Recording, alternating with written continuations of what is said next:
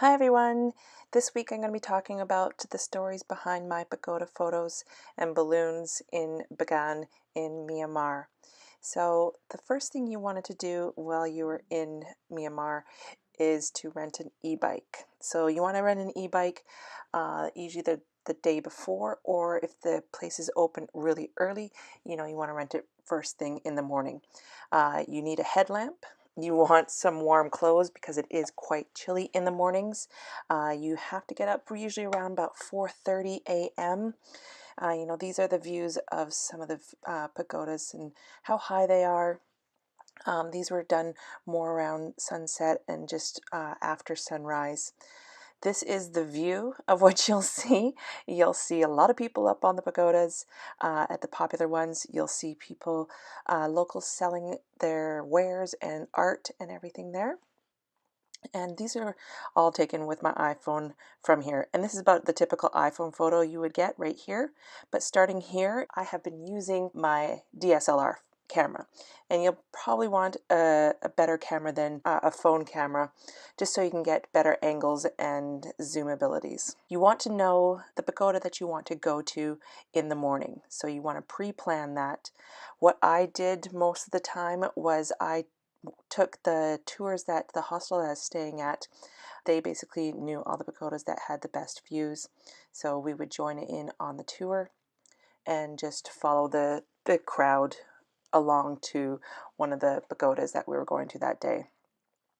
There was one morning that there was about four of us that got held back because one of the girls, the battery had died on her e-bike. So she doubled up on one of our bikes, but we lost the group. So we all just sat there wondering where to go in the pitch black. And then I just said, okay, let's go. And we just took off, and I just drove around until we found one of a larger pagoda and one that looked like there might be bikes. So that's what we did. We ended up at a pagoda with a bunch of people, but not the people that we were meant to be going with.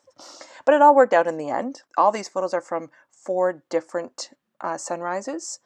Not all of the sunrises are the same. There are some that are very dull, and some that are not very spectacular, and some that are absolutely gorgeous. Also with the balloons, you need to keep timing with the balloons because as they go past the sun, and that the light gets a little bit more duller, to the side and whatnot. If you do want to take a balloon ride, they are $300 US to go up there. I always thought the view would be much better from below, so that's why I never took one. Plus, I didn't want to spend the $300 myself for this particular spot. I have other places that I want to take a balloon ride. Also, you want to be going here for the most spectacular balloons and sunrises is during the busy season, which is during our winter season in North America. So January, February, December, that's going to have the most tourists, even though it's still not very touristy, but that's when the most balloons will go up. And you don't know if the balloons are going to go up or not until the morning of as well, depending on the weather.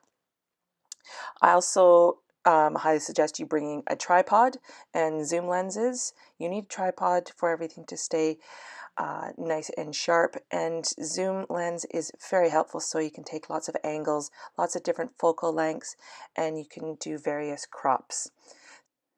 Now, all the photos that you do see here are only very lightly edited.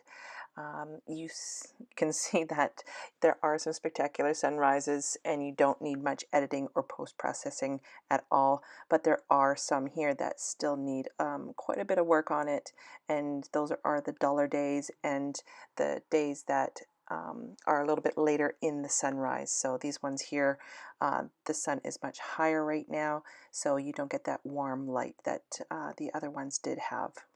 So if you do come here, do make sure you get up for the sunrises. Go as many times as you can because every single sunrise is different and you will not regret it. Try out the different pagodas and have an amazing time. I hope you all enjoyed the bit of story behind these photos in Myanmar. Join us next week for another video.